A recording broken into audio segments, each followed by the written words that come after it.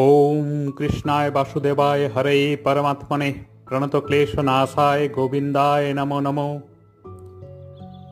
হে কৃষ্ণ, অনন্ত পরমাত্মা রূপে